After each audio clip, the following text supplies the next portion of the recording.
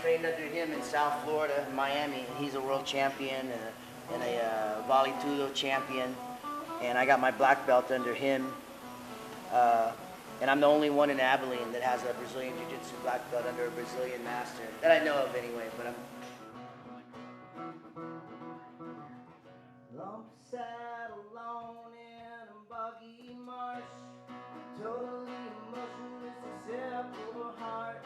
Lump rolled up in the lump's pajamas, totally confused, all the passing piranhas.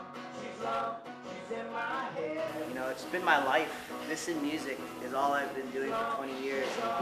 I was started in college doing science and medicine, and I just got so impassioned about fighting and music that it just became my life, and it's what I do today, and it's all I do. You know, I'm very fortunate and blessed because I pay all my bills and take care of my life and my projects, all on martial arts and training and teaching. I don't fight professionally anymore. I had my last fight in 2012, but you know, I play music a lot around town. And I came here as a fluke because my father was very sick, and I just thought, you know, I was coming through to check on him, and I was going to Nashville to record an album. And when I saw the state he was in, I was like, man, I gotta stick around here and see what happens, you know. So I ended up saying, dude, I gotta do my own school, and just been running the school and playing music. I play with Happy Fat all over town. A lot of you guys know Happy Fat. He's just the most amazing guy. He's like my music sensei. So I've been learning from him, and you know, just really enjoying playing with him.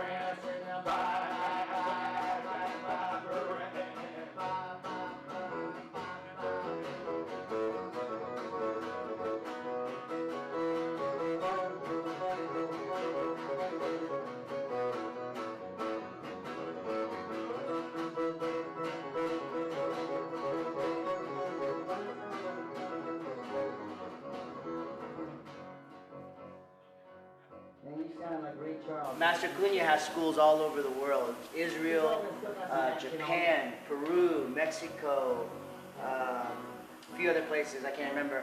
And I'm his representative here in the United States. He always calls me his general because I'm the USA general for Cunha Jiu-Jitsu Club. And Master Cunha is real tight with the Machidas, Lyoto Machida and their clan from Brazil. But I've known lots of guys because I've been training Jiu-Jitsu from the beginning. I had my first fight in 1993. And, you know, I was there in the beginning with Royce Gracie. I've trained guys in the UFC. I trained Kevin Roger, who fought in UFC 1 and UFC 4. I've trained Olympians. Adler Volmar was a heavyweight judo Olympian from the United States. I trained him for his first MMA fights.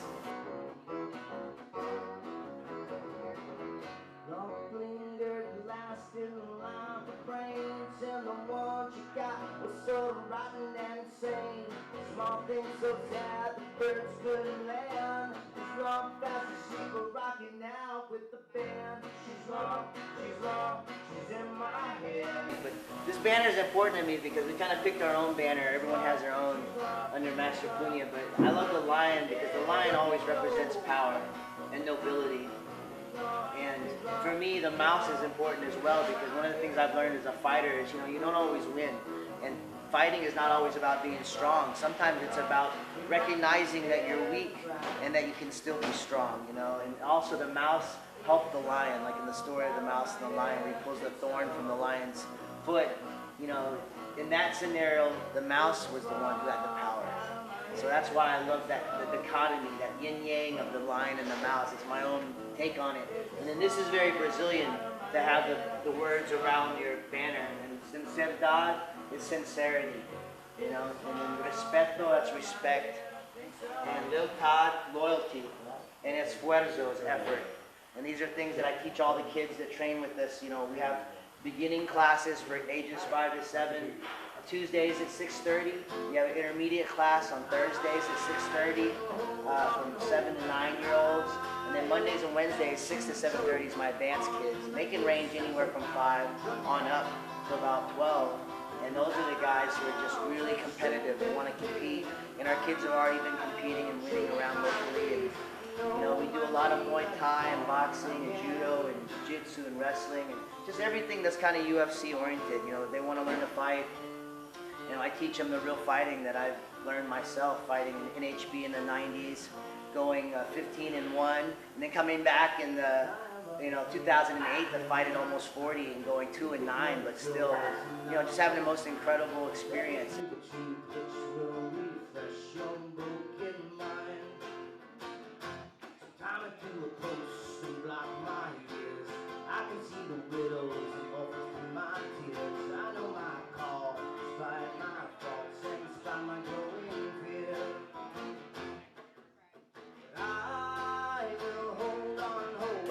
One of the big differences between Americans and like the Brazilian fighters is like, Americans, you can tell like it's something they do because it's fun, it's almost, it's competitive.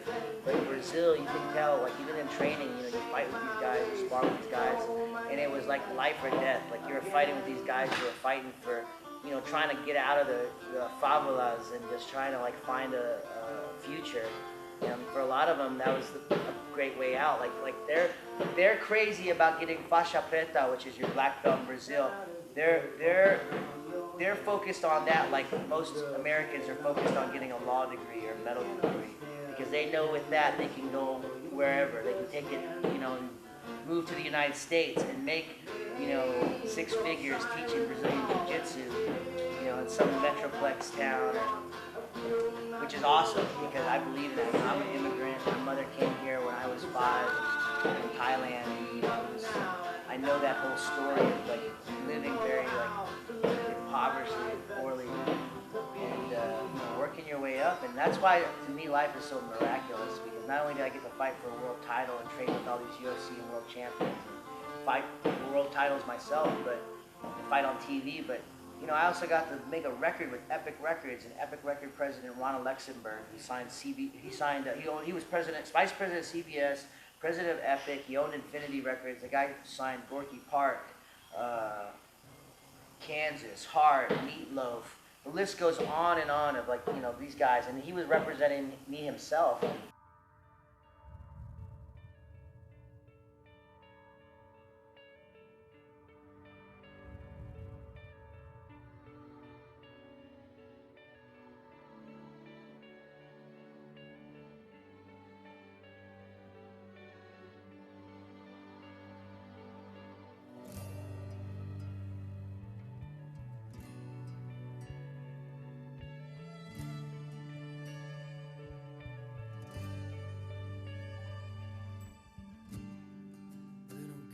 I was a guy who went from playing in college bars and cafes to all of a sudden, I'm getting represented by Epic President Ron Luxemburg, Luigi Gonzalez, who produced the music to Splinter Cell, the video game. He's produced Cyndi Lauper and Anastasia. And this guy's recording my music and turning an acoustic song I wrote called Angel into this magnificent, orchestrated, just amazing song.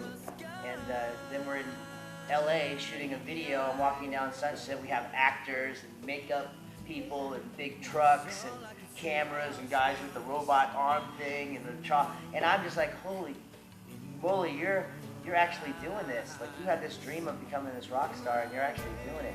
And then we win an award for the video, and we're on MTV2. We're finalists for MTV2 videos. I was the only rock act out of all these hip-hop artists. I was there at Magic Johnson Theater in Harlem, New York, with Twista and Rihanna and just all these artists that I'm just like, whoa. And the producer or the director of the video didn't show up for that, but all my investors, management were there. And they were like, when they showed my video, after the video, everybody was like, Jimmy, get up and say something. And I got up and talked about the video, and it was cool, man, because I remember I wrote this video about this model named Mari Richards, who I was in love with for a little bit in South Florida.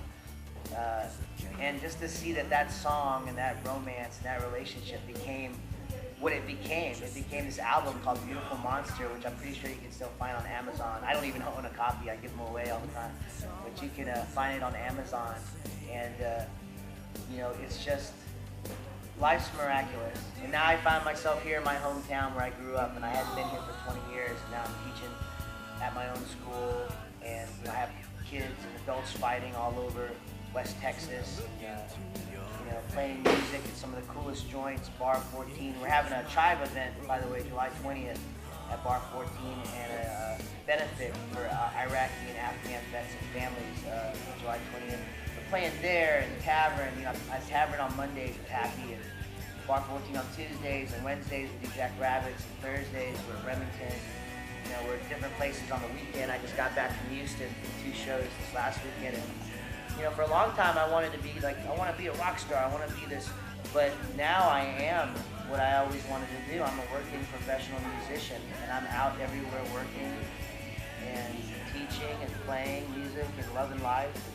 You know, I met a girl here in Abilene. I'm getting married August 11th, so life couldn't be more perfect, man. It's CJJ, it's Kunya Jiu-Jitsu, it's Chai Kong Jiu-Jitsu, it's Muay Thai, MMA, and you know, I'm just looking forward to the future here in Abilene, growing West Texas, reacquainting myself with all my old friends and family, and just creating my own little utopia of music and you know, just all the good stuff in life.